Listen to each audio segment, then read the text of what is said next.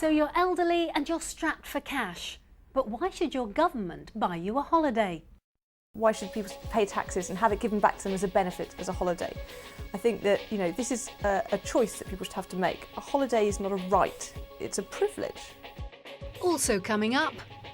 First, you're told your flight's delayed. Next thing, you've missed it. What happens next?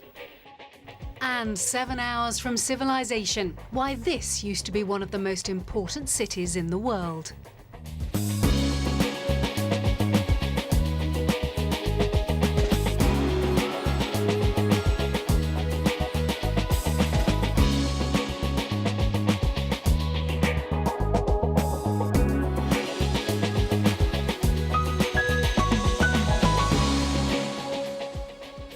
Hello, I'm Fiona Foster. Welcome to Fast Track. Now, at a time when many European leaders are scratching their heads and wondering just what on earth to do next, 1.5 million euros of taxpayers' money is being spent on sending EU citizens on free holidays. Sheer lunacy, you might think. But is there method behind what might sound like utter madness? And I love to live so pleasantly, live this life of luxury, blazing on a sunny afternoon in the summertime. Demonstrations, austerity measures, markets in turmoil, a massive debt crisis and convulsions in the Eurozone, as Europe faces what the German Chancellor this week described as its toughest moment since World War II. My girlfriend's gone off with my car. For many people across the continent feeling the pinch, taking a holiday has become a luxury they simply can't afford. And for the resorts and businesses that rely on their tourist euros, that's very bad news.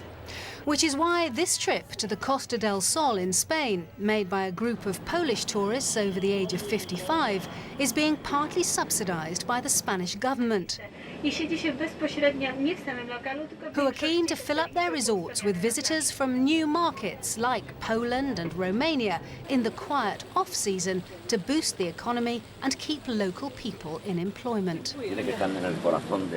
The main difference that program makes is that mainly that people can work in winter. As you know, our season in winter is very low, and thanks to this program, people can open their hotels. We can work with companies, airline companies, bus companies, the tour escort work, waiters, everybody. It makes a big difference to work or not. Businessman Adam Laskowski, on his 6th visit to southern Spain, agrees that it's not just holidaymakers like him who are benefiting. They don't subsidize us, they subsidize themselves, because when we come here, we pay in the hotel and we go to the shops and spend a few €100, and this way we can help the local economy. If we were not here, they wouldn't be working and would be unemployed. But this trip is about more than just economics. It's about the impact a break can have on those who take them. For accountant Stislav Fritzl, the scheme, he says, has opened a window on the world he couldn't otherwise afford. We never had such an opportunity, we never had such a chance, and now we've got the possibility, we can use it. This enlightens my mind. I can find out what life's like in different countries, how people live, what are the conditions they live in. Everyone deserves a break. That's why Calypso promotes low-season tourism.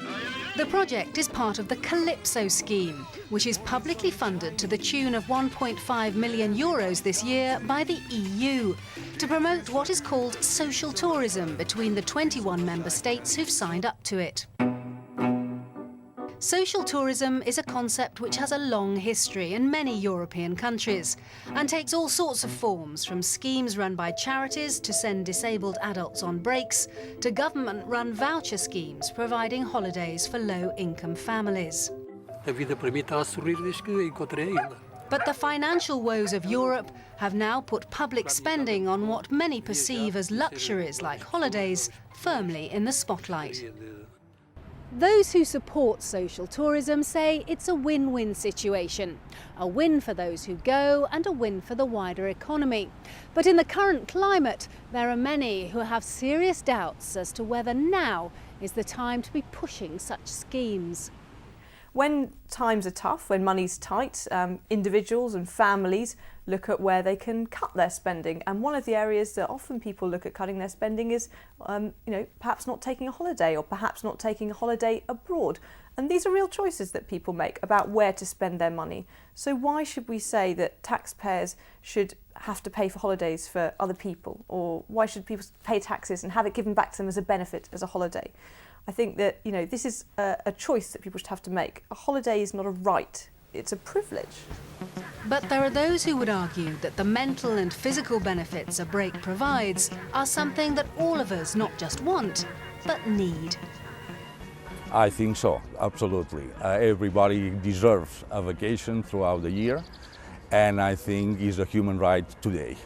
If you start saying that we need to do this because it's going to help the economy, because it will make people happier, or because it's good for people's social and emotional health and things like this, then we can get into all sorts of absurd arguments. Perhaps I can design a study to show how having a pet is really good for you and that could help the economy. Then what, should we start giving out cat food vouchers as well to everybody? In times as tough as these, it's not difficult to see why a scheme like this, sending people on holiday at taxpayers' expense, would be very controversial. But it seems that there is evidence amongst countries that do it that it can pay dividends for the economy. Spain reckons that for every euro it spends, it gets back 1.5 euros in extra tax revenue and savings in the health service. While France estimates that the 1.3 billion euros worth of vouchers they give out every year generate 5 billion for the wider economy.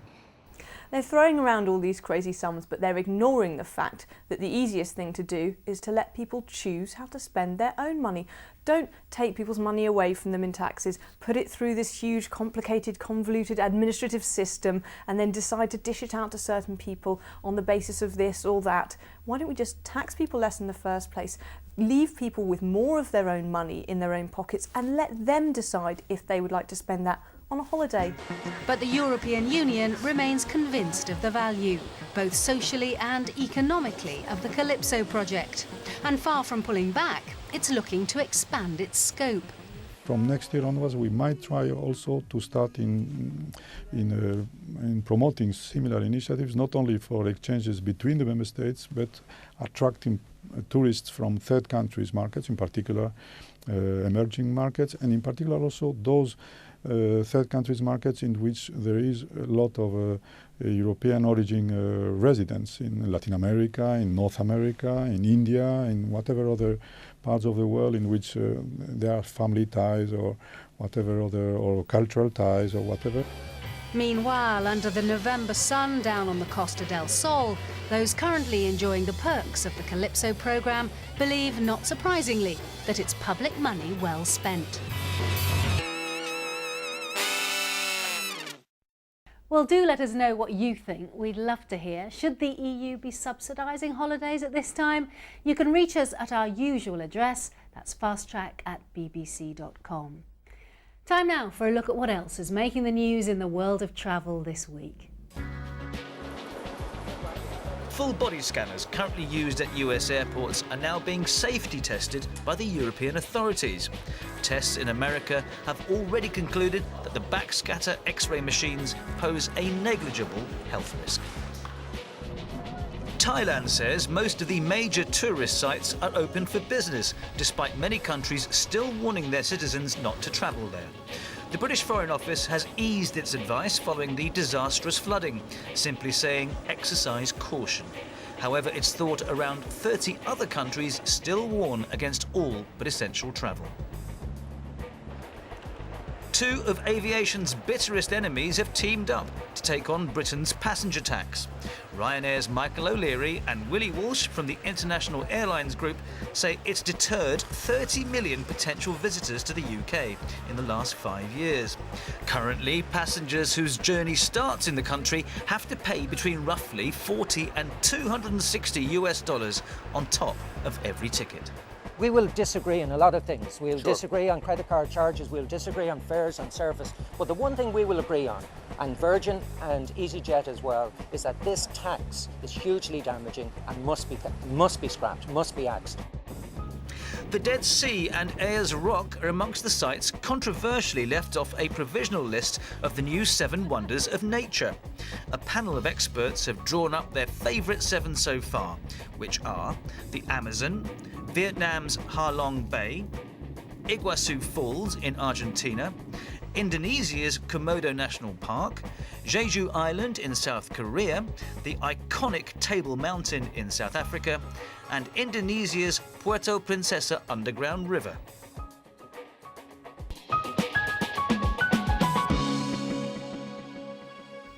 Coming up after the break, confusing airport announcements. What are your rights when they mean you miss your flight? And could this have been part of what was once the world's second biggest city? So don't go away.